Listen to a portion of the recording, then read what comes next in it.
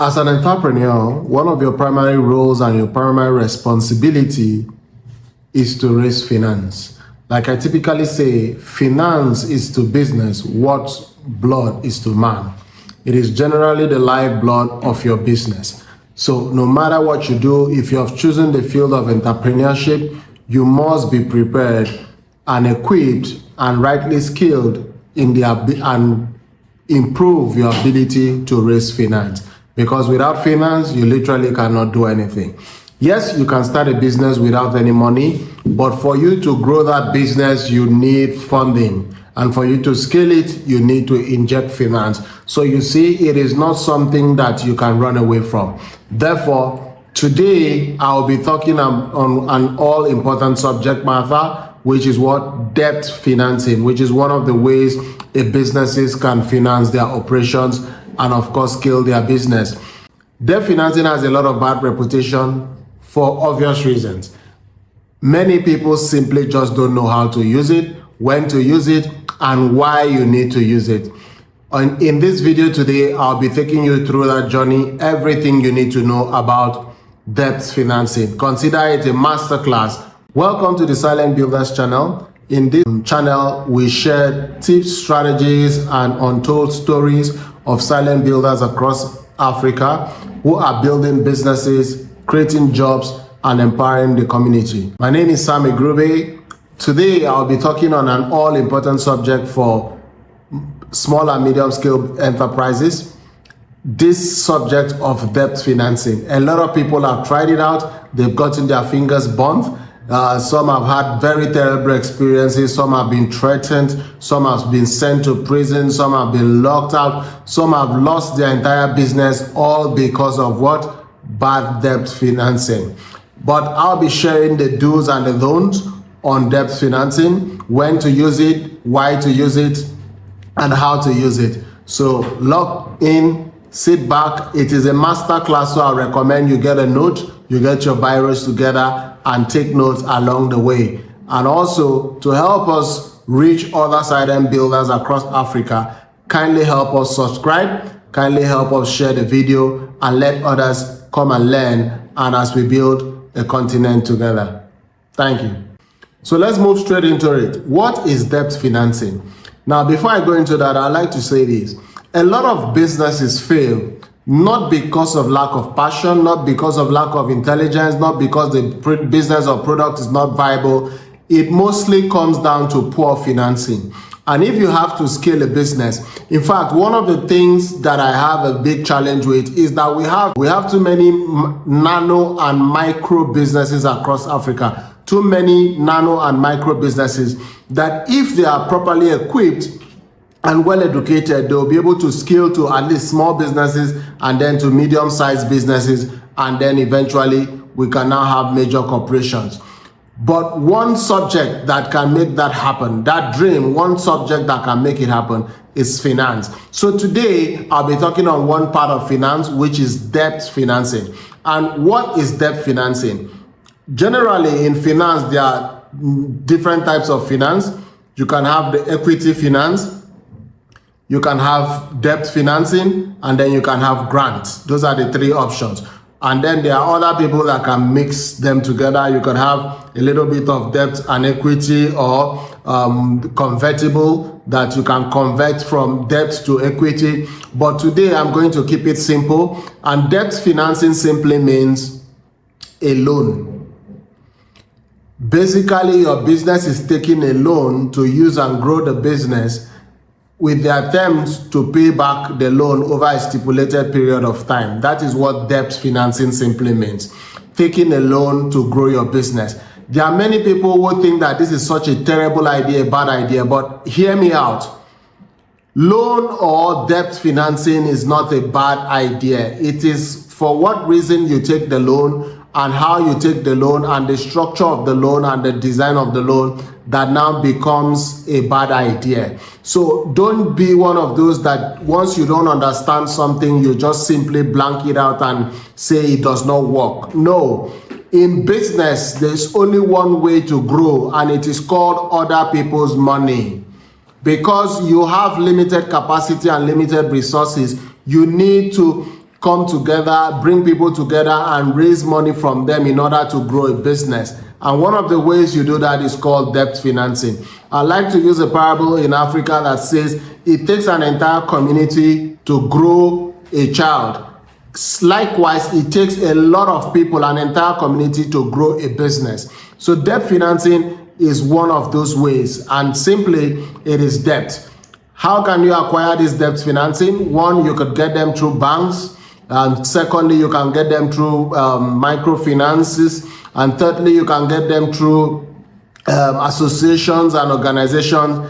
And it could be from family and friends. And then it could also be from individual investors. It could also be from your own personal savings. And that's where most entrepreneurs do not even realize that even your own personal money put into a business, especially a business that is registered, is actually a debt that you are giving to your business. So let's break it down completely, the do's and don'ts of debt financing. So before we go into the do's and don'ts, let's start with the pros. What's the main benefit of debt financing? Number one, you keep absolute control of your business, 100%. You're not giving up equity. Equity simply means a share, part of your business is not given to another person. You completely own all of your business. That's one benefit of debt financing. Number two, the money injected into your business can allow you scale your business faster than if you were trying to bootstrap. That's the benefit of debt financing. And also it has predictable repayment plan. So you have a plan to repay back. So the cons, the bad side of debt financing is that, one, whether your business performs well or not, whether you had an issue or had a challenge, it does not really matter. You have to repay back the debt. Interest and penalties can accumulate, especially if the debt begins to perform poorly. Those are the negative part of debt financing. But I'm going to show you on how to navigate around debt financing in general, especially as it has to do with the context African business environment. So let's bust some myths about debt financing, especially for micro business owners. You think that you really need to, for you to be able to access loans, you have to have big collaterals and all of that. Well, that's not always the case. Like I said earlier, even the money you put into your business is a debt, a personal debt to your business, which should actually be repaid if you really understand how to structure a business. And talking about structuring a business, that is what we do at Kura Consult. At the link on this video, on the description, you will get the link on how to arrange for a strategy session where we take businesses on how to fully structure. We call it the business launch kit, and of course we also have the business scaling kit. So basically what that does is we help businesses. Any entrepreneur, is either you're trying to launch a business or to scale a business, whichever demographic you fit into. We as a group of consultants, we can help you articulate your vision and an idea, and also help you scale your business aggressively, and also help you even secure strategic partnerships. So check the link on the description. So the big question is, when is debt financing right for you? One of the major reasons why people have issues with debt financing is that they take debt for the wrong reasons. They take debt for the wrong reasons. And then the structure of the debt is very terrible. So, but the first question is, when is debt right for you? One of the things I recommend, like we did during our days in AfriLife, is to know when to take debt. And like in our case, we use debt to finance inventory. We use debt to finance purchase orders. So what that simply means is that a supermarket will literally order a product. We will use the debt to finance that supply. That means that we have a guaranteed way of repaying the debt. So one of the errors I've seen with many small business, micro and small business owners, is that they take debt and they do not understand the structure of finance. They do not understand the structure of money. So it's probably their first time in business. So they take a debt and rush to go and use the debt to finance growth. Especially in certain sectors of business, when you're financing growth, simply means that you are pushing in money into something like purchasing heavy duty equipment. Now, you've forgotten that you've gotten this money and you need to pay back monthly or you need to pay back quarterly. And you use the money to buy a heavy duty machine equipment, you cannot recoup back the money you spent in about 5 years. So you see where the structure is. That's a flaw. So you take a short-term loan to buy a long-term equipment.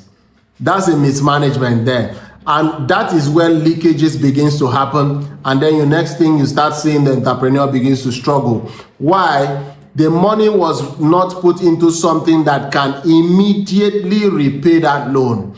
So the only way I recommend debt financing is, number one, if you are using it to purchase inventory to service an already existing order.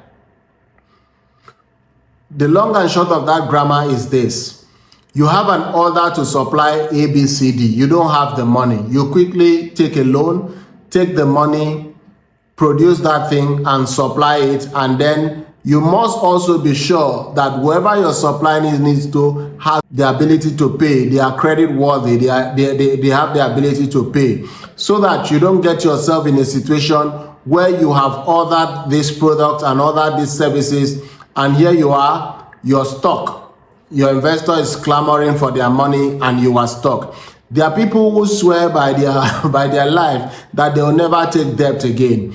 But I say this, it's not the debt that is the problem, it's the structure. You need to understand when you need debt financing and why you need it and what to use it for. And that is why we are doing this video. Like I said, number one, never take debt to fund equipment, because that is a long-term project. And you're taking debt that you need to pay back interest in 3 months. You're taking debt to pay rent. These are not things that generate money. They are not going to generate revenue immediately. You're using debt to buy a car for delivery. And in your argument is that, oh, the car will now help our delivery be faster. That is not, I do not dispute that. But the problem is the structure of the debt you took.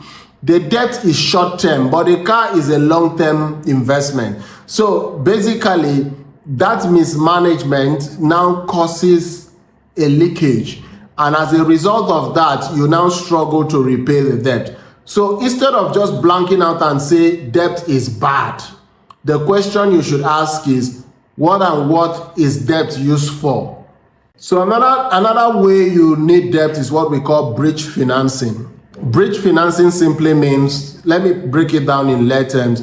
So bridge financing simply means I am expecting money from a major supermarket, but that money is going to come in the next 3 weeks, but I have to pay salaries tomorrow.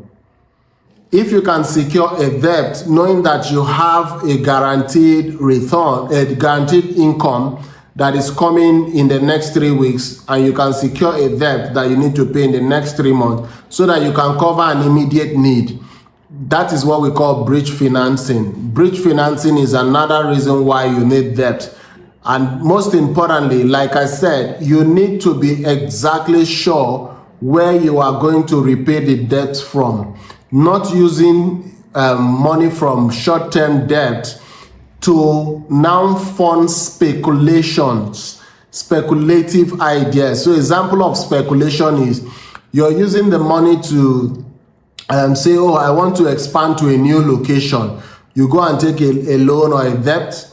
It is not tested. It is not proven. Yes, you were successful in location A. You now want to take a debt to open up in location B.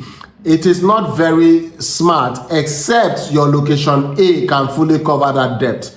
But it is not smart to use debt to do what we call speculation, which is venture into something that is not already proven. So what I would recommend in that model to scale a business is that make sure that you're taking the debt on the operations, on the revenue from location A, and using the money to fund location B. So if location B does not take off as expected, location A can still secure the debts and repay your loans.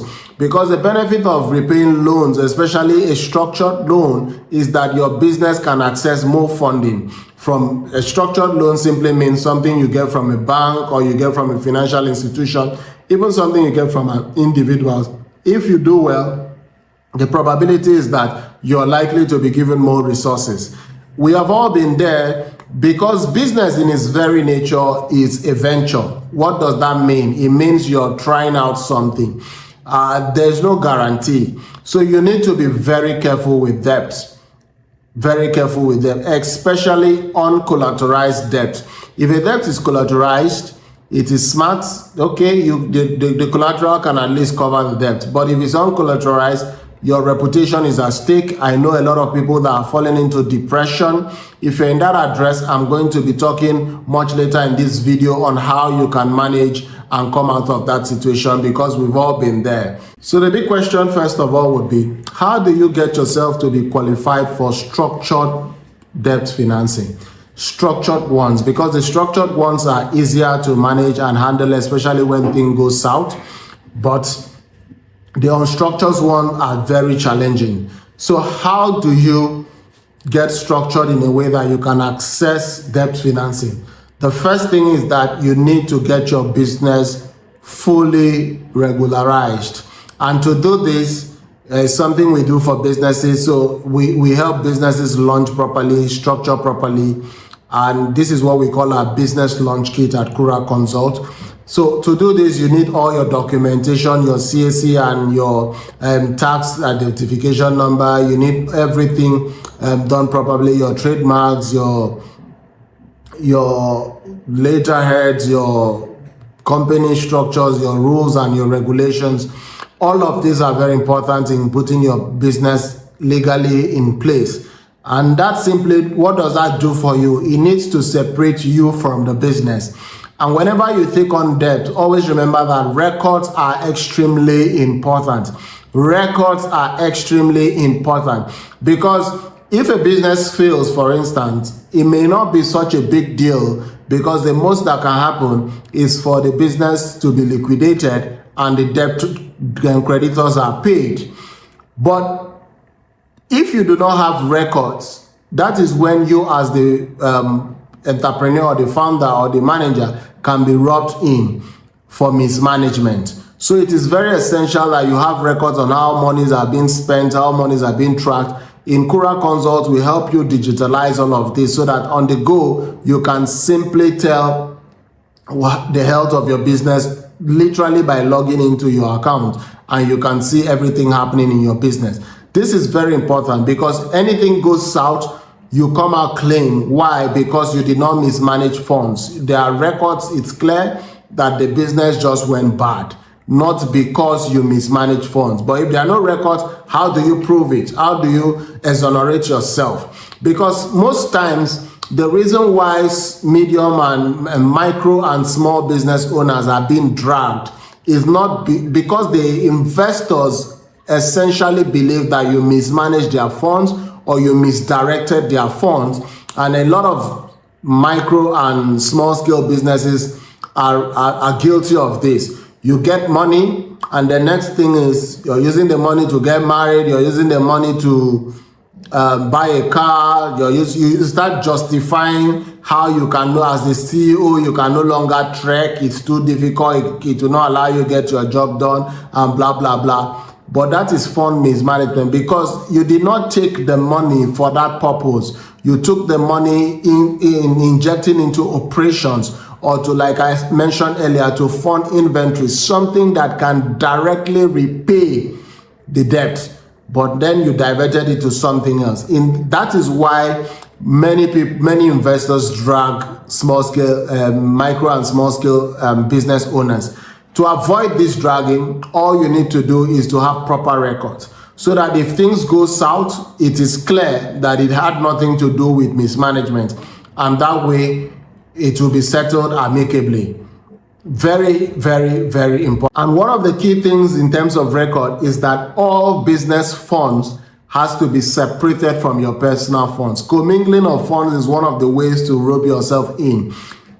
That is why I also recommend that when you are doing your registration, if you want to start accepting debt and all of those kind of things, you need to make sure that you are not registered as a business name. You are registered as a limited liability company. Now, that is not just a fancy word, limited liability. It simply means your liability to the business is limited to what you have already given to the business. Limited liability. Liability simply means what you owe, what you are liable for. If things go bad, what are you liable for? And so this is where issues of things like your businesses are registered with 1 million shares, 10 million shares, 20 million shares, and then whatever the amount is per share, that is the maximum liability you have towards the business. So to make this simple and clear, a limited liability that is on a 1 million share capital, what that simply means is that if that company is selling the share at 1 naira per share, it is a private company not listed on the stock exchange. But if it has a fully paid up 1 million per share, the owners of the business cannot be liable to any more damage, any more funds than what the business is limited to, which is 1 million shares, which is, and let's say 2 naira per share. That means the total worth of liability is 2 million naira. So no matter what the business owes, the liability of the founders is not more than 2 million naira. So that if the business goes down, you don't go down with it. Make sure that, first of all, you did not commingle funds and you make sure that the records are straight, so there's nothing tying you to the business in terms of mismanagement. I'm talking about in a case where a legit case of closure, the assets that belongs to the business will be liquidated to pay back the debtors. After that, the maximum liability the founders have, it is the share capital that is not paid up. If it is paid up, you have no liabilities anymore to the business. That is why your business structure is extremely important. It's not just saying, oh, my business is business name. Do you really know what it means? Or my business is limited liability. Do you know what that means? So I'm just giving you a tip of what a limited liability actually can protect you from. That is why you register a business as a limited liability, so that your personal life does not go under as a result of a bad business experience. Why? Businesses fold for many reasons, and one of such is economics, global economics or local economics. The devaluation of Naira killed a lot of businesses. In that case, there's nothing the business really could do. The business folded for that reason.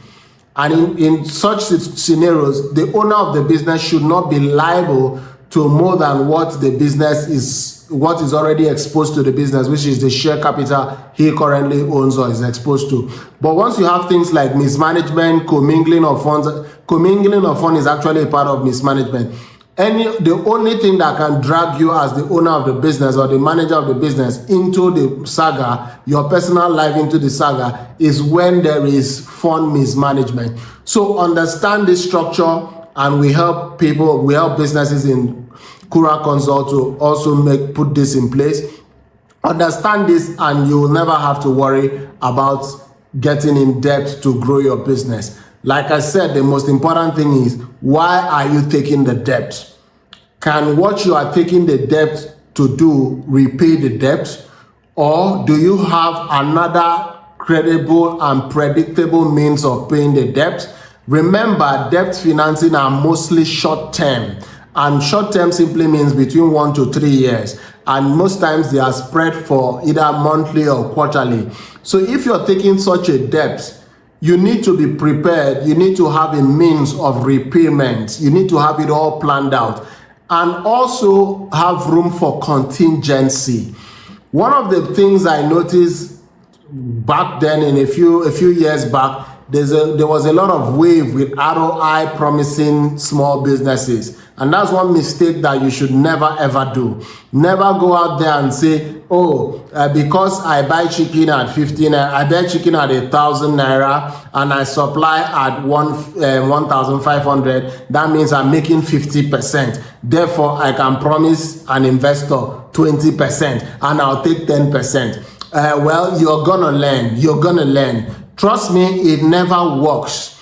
The reason is, Let me explain why that model does not work. No matter who you are, no matter what you think, it would never work. This is the reason. When you're starting out as a business, you really don't have a lot of funds, so you think this clever way would work. But you forget that you're also trying to grow. You're not going to take the funds and try to fund growth. And when you're trying to fund growth, growth does not return back the revenue immediately. It takes a while. So what are the things like growth? You need expansion, you need more workers, you need more this, you need more that. Suddenly your overhead is swelling. But you simply thought of the business as a layman by thinking, oh, if I get something at 1,000, sell it at 1,500, I make 500, so 50%, so I can promise an investor 20%, I'll take 30%. It may work well when you just start, but once you start expanding, overhead begins to pile up. And once overhead begins to pile up, it's now pulling the resources.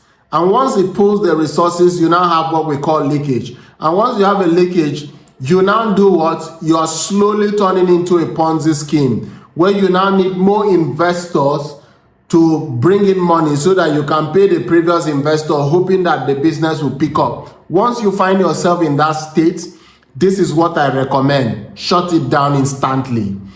Damn the consequences. Once you find that you need money from other investors to pay the other investor, just shut it down, because you have just started a Ponzi scheme. And in case you don't know, it is illegal and is a crime. You have just started a Ponzi scheme. Once you notice that, shut it down, call for a strategic investors meeting, table out everything that is going on in the business, and show them that once this and this and this happen, we'll be able to repay, or you restructure the loan entirely. In some cases, you can also do what we call convertibles. So I did this. You can convert the loan, the debt. You can convert the debt to equity. So you have a few persons that invested, especially those that have invested in a while. You say, well, as it stands now, we can no longer pay, but you can become a part of the business if you choose to. And how this is working is that you are going to convert your debt into equity, and that makes you part owner of the business. And these are the benefits of that. That way you write off that debt. It's very practical, it is doable. I've actually done it, so it's something that can be done. You show them the vision long term and turn them from short-term investors to part owners and long-term partners. That way you also have some form of accountability, people to work with, and strategic partners that can help you even expand the business slowly but more sustainably. It is very, very essential. So if you like this episode, I'll recommend that you like, comment, share your thoughts. What do you think? What your experience has been? Tag other people to also come and see what's to learn a thing or two. Most importantly, if you are in a pit, stop digging. If you're already in a pit, stop digging and start looking for a way to climb out. And the way to stop digging is to stop accepting investment in the name of trying to bail out the previous investment. Stop doing that. It will not end well. It will only expand the pit. What do? You shut down and, like I said, try to restructure, try to negotiate. And listen to me, everything is negotiable, especially if you come to justice with a clean hand. Everything is negotiable. You know how it is. Subscribe to the channel. And we've got a continent to build. Let's equip ourselves and get more professional. See you on the next episode.